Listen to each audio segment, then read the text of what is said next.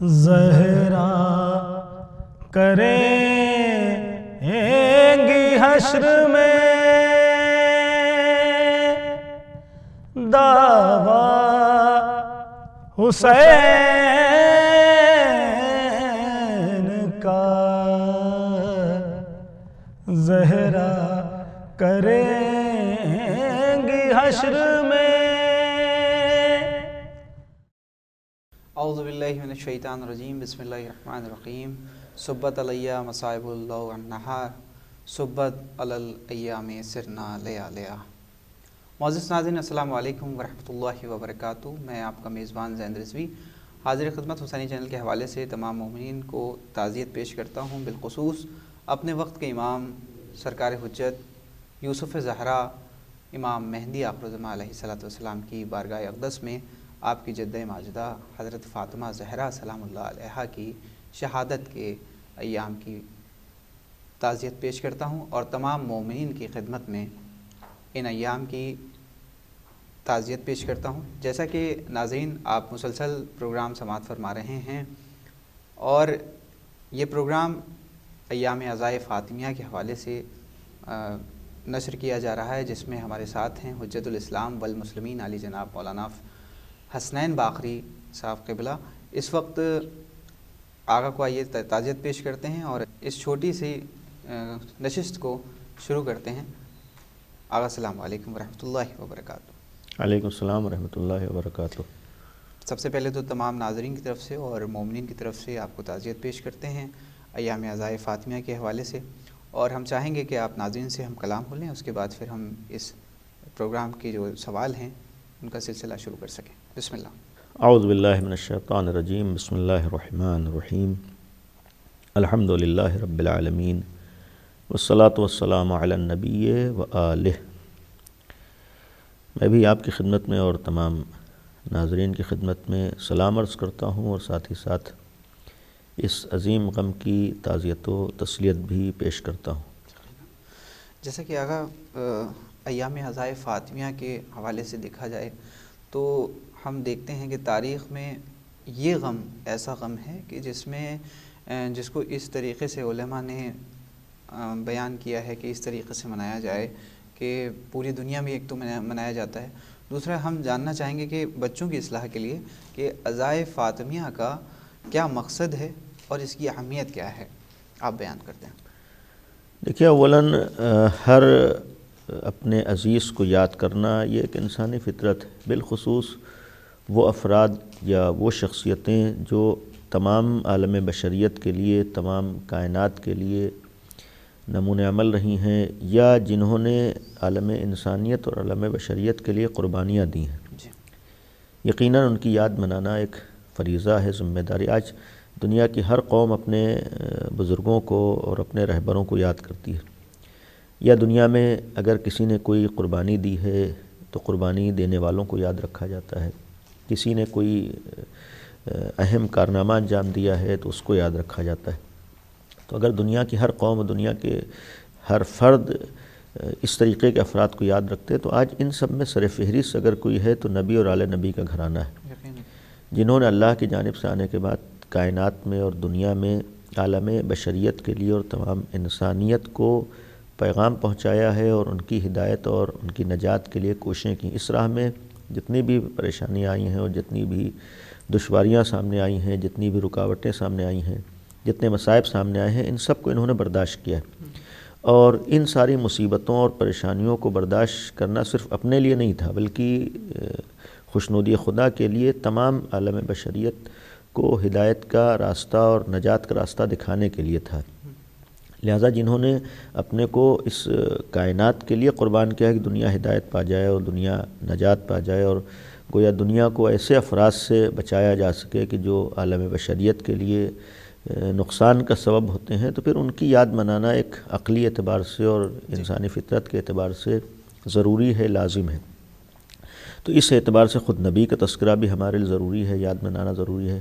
نبی کے خانوادے اور نبی کے گھرانے میں جن لوگوں نے قربانیاں دی ہیں یا امتحانات سے گزرے ہیں اور جنہوں نے اپنے اپنے زمانے کے ظلم اور ظالمین کا مقابلہ کیا ہے اور اس امتحان کو دیا ہے، تو ان کی یاد منانا بھی ضروری ہے۔ ہر امام پر مظالم ڈھائے گئے ہیں، اور اس کے ساتھ ساتھ آپ دیکھیں کہ کربلا سے امام علی سے لے کر اور 11ویں امام تک ظلم کی انتہا کر دی ہے ظالموں نے، لیکن جس طریقے سے اور شہادتوں کو منایا جاتا ہے اس نزدیک، جیسے کہ ایام عزائے دیکھیے، فاطمہ جہاں کے تک حوالے سے، ہر امام کا الحمدللہ پوری دنیا میں اہل بیت کے چاہنے والے ائمہ معصومین کی یاد مناتے ہیں، ان کا تذکرہ کرتے ہیں، ان کی شہادت کی تاریخوں میں ان کا غم بھی مناتے ہیں، جو حق ہے اور ہونا چاہیے۔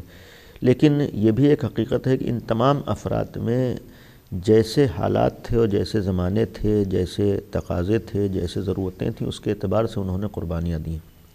خود روایات گواہ ہیں اور تاریخ گواہ ہے کہ غم کے اعتبار سے اور قربانیوں کے اعتبار سے سر فہرست کربلا ہے، اور اس کا ثبوت بھی ہے کہ آج جس حد تک یاد کربلا اور تذکرہ کربلا اور امام حسین علیہ السلام کا تذکرہ ہوتا ہے، دوسرے تذکرے نہیں ہوتے ہیں۔ اس کی وجہ یہ ہے کہ کربلا میں جو قربانی کا موقع امام حسین کے سامنے آیا ہے، یا جیسے حالات امام حسین کے سامنے آئے ہیں، اس طریقے کے حالات دوسرے ائمہ معصومین کے زمانے میں اس طریقے کے نہیں تھے، یعنی وہ نوعیت نہیں تھی۔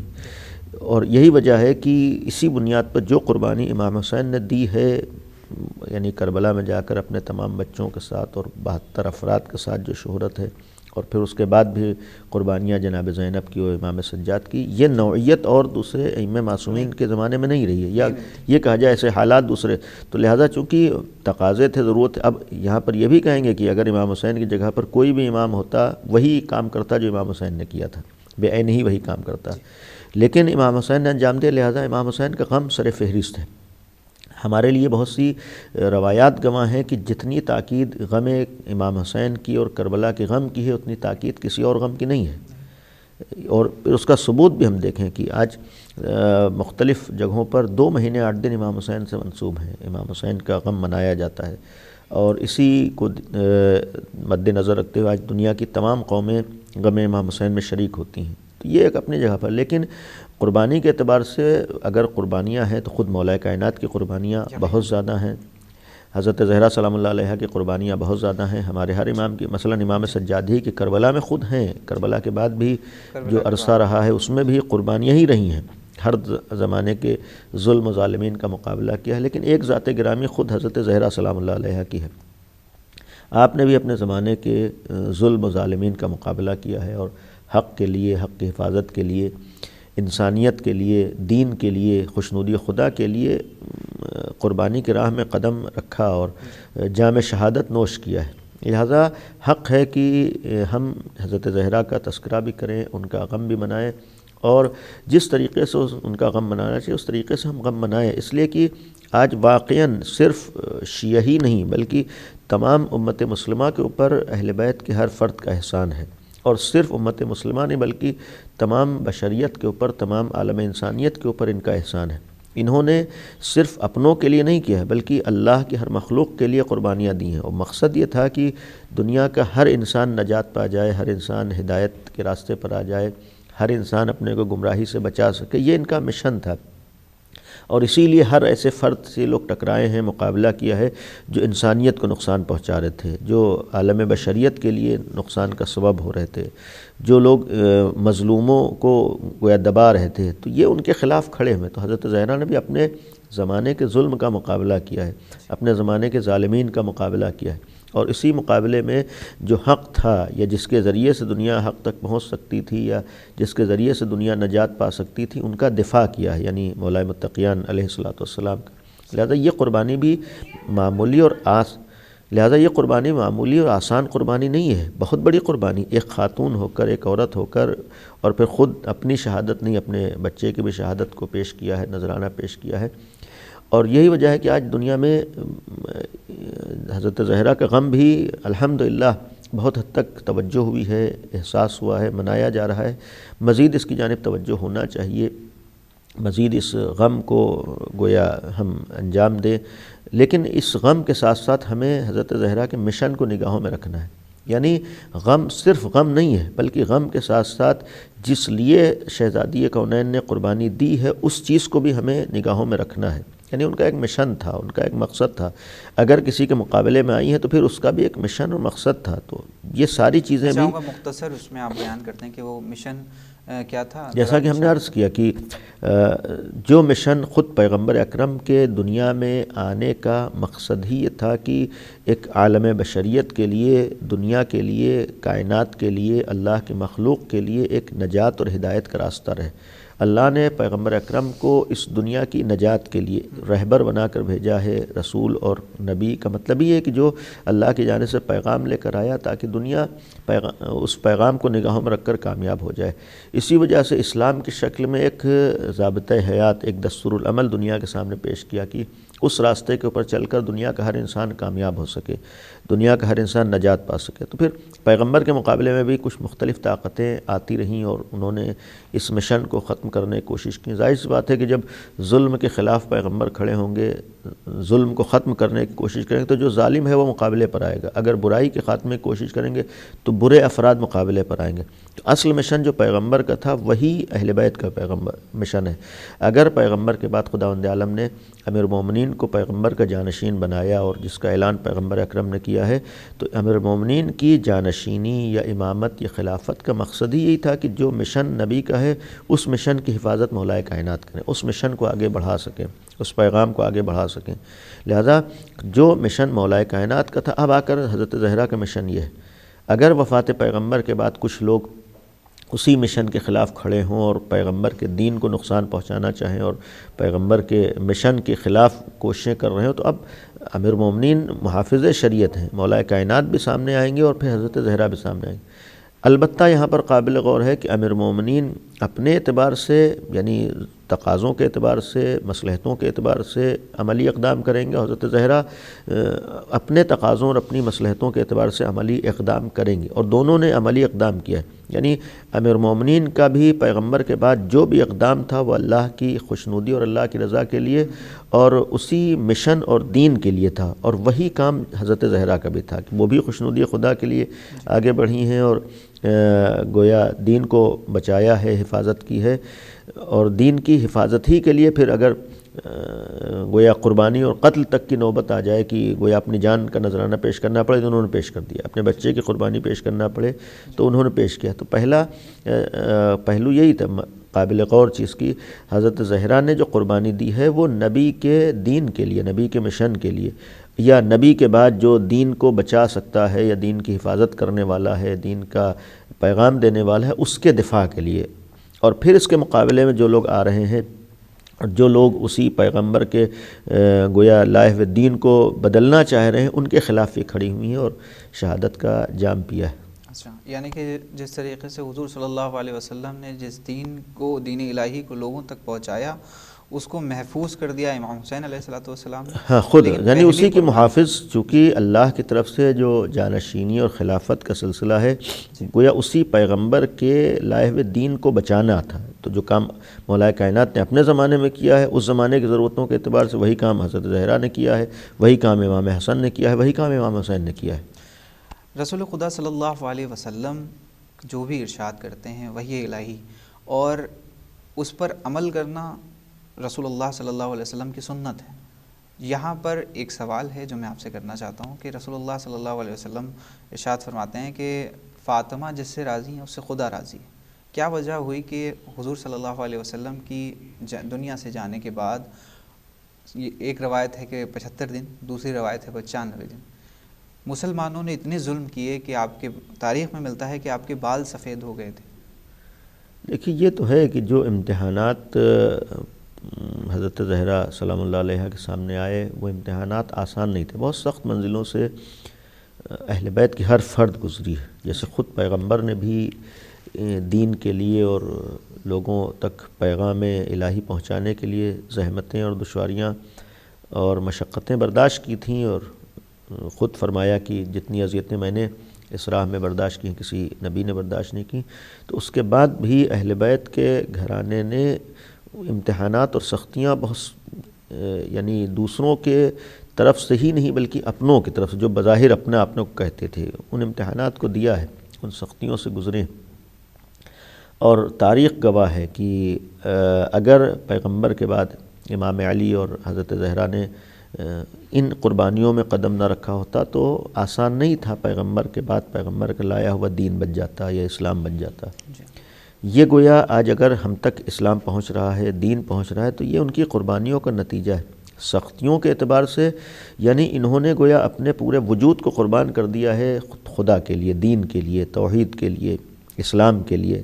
یعنی انہوں نے اپنی فکر نہیں کی. ایک عورت ہو کر، جو مشہور روایت ہے، بہت زیادہ عمر بھی نہیں ہے، بہت زیادہ ایج بھی نہیں ہے، روایات کے اعتبار سے تقریباً 18 سال کا سن ہے. 18 سال کے سن میں بھی انسان اپنی زندگی کی فکر کرتا ہے. بچے گھر میں موجود ہیں. اس وقت پیغمبر کی وفات کے وقت، دنیا سے جاتے وقت 4 بچے ہیں. ایک کوئی اور عورت ہو تو یہ سوچے کہ ہمارے بچوں کے سر پر ماں کا سایہ رہے اور بچوں کو ہم پال سکیں، بڑھا سکیں. لیکن جناب سیدہ وہ تھیں کہ جنہوں نے خود اپنے مشن کے لیے اپنے کو قربان کر دیا، سامنے آ گئیں. اور جب دیکھا کہ ہاں اب اگر سامنے نہیں آتی ہیں تو دین مٹے گا اور دین ختم ہو جائے گا یا پیغمبر کی زحمتوں پر پانی پھرے گا، تو پھر میدان عمل میں آنے کے بعد ہر مصیبت کو برداشت کر لیا. تو اب جس نے اللہ کے لیے اس حد تک قربانیاں دے دی ہوں، اللہ کے لیے جس نے ہر طریقے کی گویا عملی میدان میں قدم رکھا ہے، تو پھر خود قرآن کا اعلان بھی ہے کہ سورہ مبارکہ فجر میں ہے کہ یا ایتھا النفس المطمئنہ ارجعی الی ربک راضیۃ مرضیہ. یعنی اگر اطمینان نفس ہو اور پھر انسان آگے بڑھ رہا ہو خداوند عالم کے لیے، تو پھر اللہ کی رضا اس کی رضا بن جاتی ہے، یا اس کی رضا کو اللہ اپنی رضا قرار دے دیتا ہے. تو یہ خود قرآن نے بھی ہے کہ راضیۃ مرضیہ. کچھ لوگوں کے لیے کہا ہے کہ راضیہ کا مطلب وہ خود راضی ہے، مرضیہ کا مطلب اللہ اس سے راضی ہے. تو ایک طرف یہ ہے کہ خود اللہ کی رضا کا سبب بن جانا یا کسی کی رضا اللہ کی رضا بن جائے، یہ خود قرآن کی آیت سے ثابت ہے، اپنی جگہ مسلم ہے اس آیت کی روشنی میں. دوسری طرف ختم مرتبت کی متفق علیہ حدیثیں حتیٰ صحیح ستہ میں موجود ہیں، اور صحیح بخاری میں موجود ہے، صحیح مسلم میں موجود ہے، معتبر کتاب میں موجود ہے. یعنی ایک متفق علیہ حدیث ہے. الفاظ ہو سکتا ہے بہت سے روایات کے الگ الگ ہوں، لیکن تقریباً سب کا مفہوم ایک ہے کہ پیغمبر نے حضرت زہرا کے لیے فرمایا ہے کہ جس سے فاطمہ راضی ہیں اس سے میں راضی ہوں، جس سے میں راضی ہوں اس سے خدا راضی ہے، جس سے فاطمہ خوش ہیں اس سے میں خوش ہوں، جس سے میں خوش ہوں اس سے خدا خوش ہے، یا فاطمہ کی رضا اللہ کی رضا ہے، فاطمہ کی خوشی اللہ کی خوشی. اس مفاہیم کی بہت زیادہ روایات ہیں، بہت زیادہ خود پیغمبر سے، مثلاً ایک دو نہیں ہیں، کئی، ہاں بہت سی. وہی کہا کہ ہو سکتا ہے بعض الفاظ الگ ہوں، لیکن مفہوم تقریباً سب کا ملتا جلتا ہے، ایک ہے کہ گویا حضرت زہرا کی رضا کو خدا کی رضا خود ختمی مرتبت نے قرار دیا. اور ہم مسلمان ہو کر اتنا تو مانتے ہیں، یقین کرتے ہیں کہ پیغمبر نے جو بھی کہا ہے صرف محبت میں نہیں کہہ دیا ہے. یعنی ایسا نہیں تھا کہ مثلا جناب سیدہ بیٹی تھیں لہذا انہوں نے یہ کہہ دیا، ہرگز نہیں. یہ اگر کوئی تصور کرے تو وہ قرآن کے خلاف ہو جا رہا ہے، اس نے قرآن کو نہیں مانا یا خود مسلمان نہیں ہوا ہے، دین کو نہیں سمجھا ہے. پیغمبر کے لیے ہم کو یہ ماننا پڑے گا کہ ختمی مرتبت نے جو بھی کہا ہے وہ مشیت خدا کو نگاہوں میں رکھ کر. خود قرآن کی آیت گواہ ہے کہ ما ینطق عن الہویٰ ان ہوا الا وحی یوحیٰ، کہ پیغمبر بغیر وحی الہی کے کلام نہیں کرتے. یعنی ہمیں یقین کرنا پیغمبر مشیت خدا کے تابع ہیں، پیغمبر حکم خدا کے تابع ہیں. پیغمبر جو بھی فرماتے ہیں وہ اللہ کے حکم اور اللہ کی مشیت کے مطابق ہوتا ہے. جب پیغمبر حکم خدا کے تابع، تو یہاں اس حدیث میں ماننا پڑے گا کہ پیغمبر نے صرف بیٹی کی وجہ سے نہیں کہا ہے، بلکہ اللہ کا حکم اور اللہ کی مرضی اور اللہ کی مشیت ہے جسے پیش کیا. اب اگر پیغمبر وسیلہ ہے حکم خدا، تو اس حدیث کی روشنی میں گویا یہ اب پیغمبر کا بعنوان باپ نہیں ہے، بلکہ پیغمبر کا یہ قول، پیغمبر کی حدیث بعنوان نمائندہ خدا، بلکہ یہ کہا جائے کہ اللہ کا ایک حکم ہے جو پیغمبر بیان فرما رہے ہیں. اور حکم خدا کیا ہوگا کہ حضرت زہرا کی رضا اللہ کی رضا ہے، حضرت زہرا کی مرضی اللہ کی مرضی. وجہ کیا ہے؟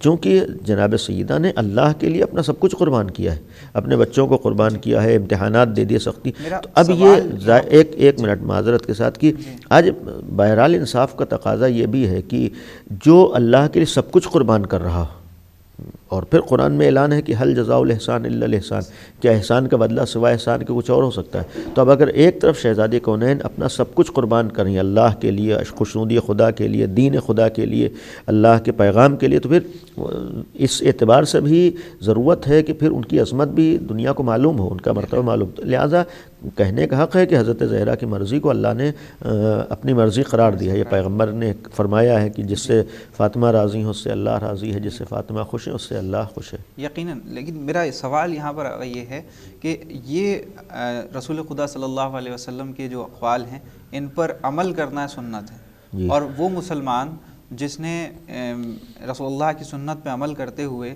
اور اسے کہیں کہ عمل تو نہیں ہوا یہ، لیکن اس کے بعد رسول خدا صلی اللہ علیہ وسلم کے دنیا سے جانے کے فوراً بعد 90 دن یا 75 دن کتنے ہوتے ہیں، فوراً اتنے ظلم کیے کہ تاریخ میں ملتا ہے کہ آپ کے بال سفید ہو گئے. اس کی وجہ کیا تھی کہ دیکھیے وجہ یہی ہے کہ ایک تو وہ مسلمان جس میں دیکھا جائے کہ دین اور دین الہی کے لیے، رسول اللہ کے لیے ایک غدیر کے میدان میں کہہ رہے ہیں کہ نہیں ہماری نفسوں پر آپ کا حق ہے، ہمارے ماں باپ آپ پر قربان ہیں. یہ ساری باتیں کیا صرف لفاظی تھیں مسلمانوں کے لیے؟ دیکھیے اولاً اس سلسلے میں ایک بات عرض کروں گا کہ اولاً اگر ہم مسلمانوں کی بات کریں، آج کم از کم ہم میں سے ہر مسلمان کا یہ فریضہ ہے کہ بغیر جذبات میں آئے ہوئے انصاف کے ساتھ تاریخ اسلام کا مطالعہ کرے، چاہے اس کا تعلق مذہب تشیع سے ہو یا مذہب تسنن سے ہو، یعنی چاہے مسلمانوں کسی فرقے سے تعلق ہو. آج ضرورت ہے کہ انصاف کے ساتھ تاریخ اسلام کا مطالعہ کیا جائے، تاریخ اسلام کو پڑھا جائے. اس لیے کہ اتنا تو ہر مسلمان جانتا ہے کہ ہم ایک مسلمان گھر میں آنکھ کھولنے سے واقعی مسلمان نہیں بن سکتے. آج ہمارا فریضہ ہے کہ ہم خود اسلام کو سمجھیں، اسلام کے بارے میں یعنی تحقیق و جستجو کریں. اور جب اسلام کی بات آئے گی تو صرف پیغمبر اسلام تک معاملہ نہیں ہے. جس طریقے سے اللہ کے بعد پیغمبر اکرم کا ماننا ضروری ہے، اسی طریقے سے پیغمبر کے بعد بھی ضرورت ہے کہ ہم پیغمبر کے بعد بھی غور و فکر کے ذریعے سے، تأمل کے ذریعے سے، تفکر کے ذریعے سے، تلاش و جستجو کے ذریعے سے انصاف کے ساتھ ہم آ کر تحقیق کریں، تاریخ اسلام کا جائزہ لیں کہ پیغمبر کے بعد کے واقعات کیوں رونما ہوئے، پیغمبر کے بعد ایسے حالات کیوں پیش آئے. یہی سوال مثلا حضرت زہرا کی شہادت کی تاریخ ہے. آج تو ہر مسلمان کو جا کر تاریخ سے پوچھنا چاہیے، یا جو لوگ تاریخ جانتے ہیں ان سے جا کر سوال کرنا چاہیے، بھائی جناب سیدہ کیوں شہید کی گئیں؟ ایک روایت 75 دن ہے، 95 دن ہے، اگر بہت زیادہ روایت ہے، صحیح بخاری کی روایت 6 مہینے کی ہے، یعنی صحیح بخاری کی روایت 6 تو بہت زیادہ اگر 6 مہینے بھی زندہ رہی ہیں تو یہ 6 مہینے تک کیوں زندہ رہی ہیں؟ یا جیسے یہ ہے کہ پیغمبر کے بعد یہ مختلف واقعات ہوئے ہیں. اب اس میں تفصیلات میں ولو ہم نہ جائیں، بعض کہاں لکھا ہے مثلا دروازہ جلا ہے اور کہاں لکھا ہے کہ مثلا پہلو ٹوٹا ہے، لیکن اتنا تو لکھا ہے کہ یہ واقعات کچھ نہ کچھ رونما ہوئے ہیں. تو یہ واقعات کیوں رونما ہوئے؟ ایک سوال ہر مسلمان کے لیے کہ کیوں رونما ہوئے ہیں. دوسری طرف یہ مقابلے پہ کون لوگ تھے، یہ کیا معاملہ تھا، جناب سیدہ کیوں سامنے آئی ہیں، جناب سیدہ پیغمبر کی بیٹی، یہ نوبت کیوں آئی کہ سامنے آنا پڑے، یہ نوبت کیوں آئی کہ اس طریقے کے واقعات رونما ہوں. ایک سوال کرنے کا حق ہر مسلمان کو ہے، اور جواب تلاش کرنے کا حق، جواب ملنا چاہیے، جواب معلوم ہونا چاہیے کہ بھئی وجہ کیا تھی، کیوں یہ نوبت آ گئی کہ پیغمبر کی یہ بیٹی، عظیم الشان بیٹی، جس کا مرتبہ، جس کی اہمیت، جس کی عظمت اظہر من الشمس ہے. یعنی ایسا نہیں ہے کہ ہم کہیں کہ کہیں کسی کتاب میں کوئی عظمت کی روایت لکھی ہوگی، نہیں، یہاں تو متفق علیہ حدیثیں ہیں، ایک نہیں سینکڑوں حدیثیں حضرت زہرا کے عظمت کے سلسلے میں. اور یہ بھی ایک واقعاً آپ تاریخ میں اگر جائزہ لیں کہ حضرت فاطمہ سلام اللہ علیہ کا معاملہ یہ ہے کہ ان کے سلسلے میں معمولاً حدیثیں متفق علیہ ہیں، یعنی ہر ایک اس کو قبول کرتا ہے، ان کی عظمت کے بارے میں، ان کے مرتبے کے بارے میں، ان کے احترام کے بارے میں. تو جس آیات بھی کثرت سے آیات بھی شہزادی کونین کے سلسلے میں ہے، تو جس کے سلسلے میں اتنی زیادہ حدیثیں ہیں، خود پیغمبر کا عمل موجود ہے کہ پیغمبر احترام کرتے تھے، 6 مہینے پیغمبر دروازے پہ جا کے سلام کریں، یہ سب ساری روایتیں موجود. جب ایسی خاتون، ایسی ذات گرامی، تو پھر ان کے ساتھ سلوک کیوں ہوا ہے؟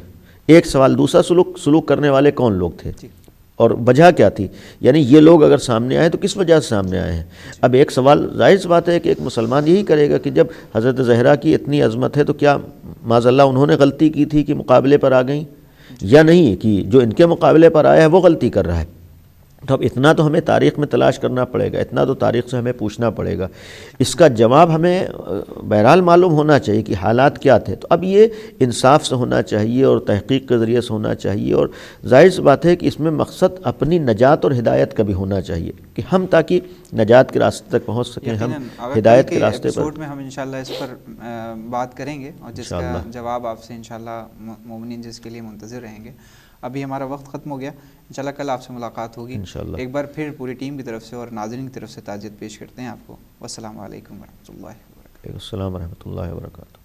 تو ناظرین، یہ تھے حجت الاسلام والمسلمین علی جناب مولانا حسنین باقری صاحب قبلہ، جو کہ اس وقت بات کر رہے ہیں ہم سے ایام عزائے فاطمیہ کے حوالے سے۔ ان شہادت کے ایام میں زیادہ سے زیادہ کوشش کریں کہ جو معصومین علیہ الصلوۃ والسلام کی طرف سے اور جو علماء کی طرف سے آپ کے لیے ہدایات دی گئی ہیں ان پر عمل کریں، اور اس غم کو جیسے منانے کا حق ہے ویسے منائیں۔ اب دیکھتے رہیں حسینی چینل، پھر حاضر ہوتا ہوں کل کی نشست میں۔ والسلام علیکم ورحمۃ اللہ وبرکاتہ۔